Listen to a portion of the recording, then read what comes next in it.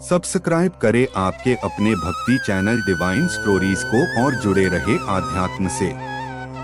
नमस्कार दोस्तों, स्वागत है आपका हमारे चैनल पर। आज हम आपको बताएंगे कि भगवान परशुराम जी ने कैसे सहस्त्रबाहु का वध करके 21 बार पृथ्वी से क्षत्रियों को विहीन किया। इस कहानी में सहस्त्रबाहु का रावण से सामना व कामधेनु का हरण भी शामिल है। तो वीडियो को अंत तक जरूर देखें और चैनल को सब्सक्राइब व वीडियो को लाइक करें। सहस्त्रबाहु का मूल नाम कार्तवीर्य अर्जुन था। वह बड़ा प्रतापी तथा शूरवीर था। उसने अपने गुरु दत्तात्रेय को प्रसन्न करके वरदान के रूप में उनसे 1000 भुजाएं प्राप्त की थीं। 1000 भुजाएं होने के कारण ही कार्तवीर्य अर्जुन सहस्त्रबाहु के नाम से भी जाना गया था। उसने सभी सिद्धियां प्राप्त की थीं। सहस्त्रबाहु ने परशुराम के पिता जमदग्नि से उनकी कामधेनु गाय मांगी थी। जमदग्नि के इनकार करने पर उसके सैनिक बलपूर्वक कामधेनु को अपने साथ ले गए। बाद में परशुराम को सारी घटना विदित हुई तो उन्होंने अकेले ही सहस्त्रबाहु की समस्त सेना का नाश कर दिया और साथ ही सहस्त्रबाहु का भी वध कर दिया। सहस्त्रबाहु को अपने बल और वैभव का बड़ा गर्व था। एक बार वह गले में वैजयंती माला पहने हुए नर्मदा नदी में स्नान कर रहा था। उसने कौतुक ही कौतुक में अपनी भुजाओं में फैलाकर नदी के प्रवाह को रोक लिया। लंकाधिपति रावण को, जो उसी समय नर्मदा में स्नान कर रहा था, सहस्त्रबाहु का यह कार्य बड़ा ही अनुचित और अन्यायपूर्ण लगा। उसे भी अपने बल का बड़ा गर्व था। वह सहस्त्रबाहु के पास जाकर उसे खरी खोटी सुनाने लगा। सहस्त्रबाहु उसकी खरी खोटी सुनकर क्रुद्ध हो उठा। उसने उसे देखते ही देखते बंदी बना लिया। सहस्त्रबाहु ने बंदी रावण को अपने कारागार में बंद कर दिया, किंतु पुलस्त्य ने दयालु होकर उसे मुक्त करा दिया। फिर भी रावण के मन का अभिमान दूर नहीं हुआ। वह अभिमान के मद में चूर होकर ही ऋषियों और मुनियों पर अत्याचार किया करता था। सहस्त्रबाहु के अभिमान का तो कहना ही क्या था। वह तो सदा अभिमान के यान पर बैठकर गगन में उड़ा करता था। एक बार सहस्त्रबाहु उस वन में आखेट के लिए गया जिस वन में परशुराम के पिता जमदग्नि का आश्रम था।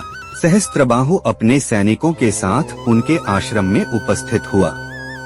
जमदग्नि ने अपनी गाय कामधेनु की सहायता से सहस्त्रबाहु और उसके सैनिकों का राजसी स्वागत किया और उनके खानपान का प्रबंध किया। कामधेनु का चमत्कार देखकर सहस्त्रबाहु उस पर मुग्ध हो गया।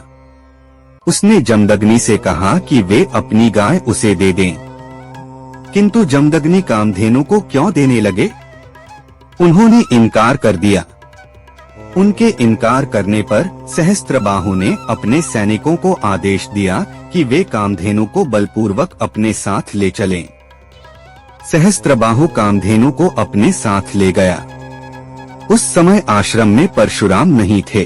परशुराम जब आश्रम में आए तो उनके पिता जमदग्नि ने उन्हें बताया कि किस प्रकार सहस्त्रबाहु अपने सैनिकों के साथ आश्रम में आया था और किस प्रकार वह कामधेनु को बलपूर्वक अपने साथ ले गया। घटना सुनकर परशुराम क्रुद्ध हो उठे। वे कंधे पर अपना परशु रखकर माहिष्मती की ओर चल पड़े, क्योंकि सहस्त्रबाहु माहिष्मती में ही निवास करता था। सहस्त्रबाहु अभी माहिष्मती के मार्ग में ही था कि परशुराम उसके पास जा पहुँचे। सहस्त्रबाहु ने जब यह देखा कि परशुराम प्रचंड गति से चले आ रहे हैं तो उसने उनका सामना करने के लिए अपनी सेनाएं खड़ी कर दी। एक ओर हजारों सैनिक थे, दूसरी ओर अकेले परशुराम थे। घनघोर युद्ध होने लगा। परशुराम ने अकेले ही सहस्त्रबाहु के समस्त सैनिकों को मृत्यु के मुख में पहुंचा दिया।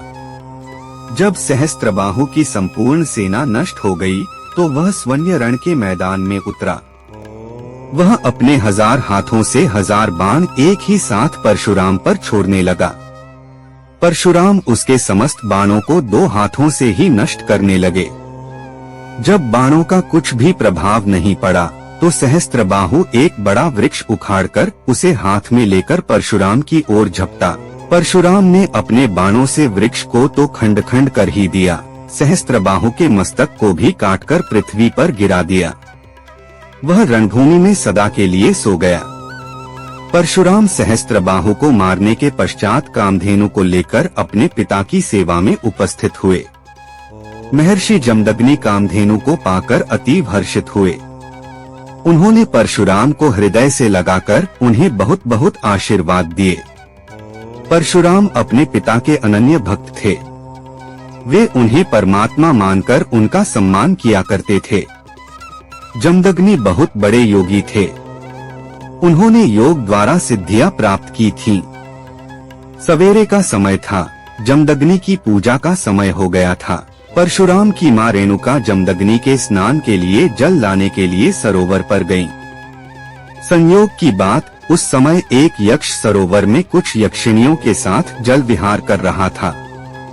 रेणुका सरोवर के तट पर खड़ी होकर यक्ष के जल विहार को देखने लगी। वे उसके जल विहार को देखने में इस प्रकार तन्मय हो गईं कि यह बात भूल सी गईं कि उसके पति के नहाने का समय हो गया है और उन्हें शीघ्र जल लेकर जाना चाहिए। कुछ देर के पश्चात रेणुका को अपने कर्तव्य का बोध हुआ। वे घड़े में जल लेकर आश्रम में गईं। घड़े को रखकर जमदग्नि से क्षमा मांगने लगी। जमदग्नि ने अपनी योग दृष्टि से यह बात जान ली कि रेणुका को जल लेकर आने में देर क्यों हुई। जमदग्नि क्रुद्ध हो उठे। उन्होंने अपने पुत्रों को आज्ञा दी कि रेणुका का सिर काटकर धरती पर फेंक दें। किंतु परशुराम को छोड़कर किसी ने भी उनकी आज्ञा का पालन नहीं किया। परशुराम ने पिता की आज्ञानुसार अपनी मां का मस्तक तो काट ही दिया, अपने भाइयों का भी मस्तक काट दिया। जमदग्नि परशुराम के आज्ञा पालन से उन पर बहुत प्रसन्न हुए। उन्होंने उनसे वर मांगने को कहा। परशुराम ने निवेदन किया, पितृश्रेष्ठ, यदि आप मुझ पर प्रसन्न हैं, तो मेरी माँ और मेरे भाइयों को जीवित कर दें। परशुराम की माँ और उनके भाई पुनः जीवित हो उठे। कामधेनु को पाने पर जमदग्नि को अतीव प्रसन्नता तो हुई थी, किंतु उन्हें यह जानकर बड़ा दुख भी हुआ कि परशुराम ने सहस्त्रबाहु का वध कर दिया है।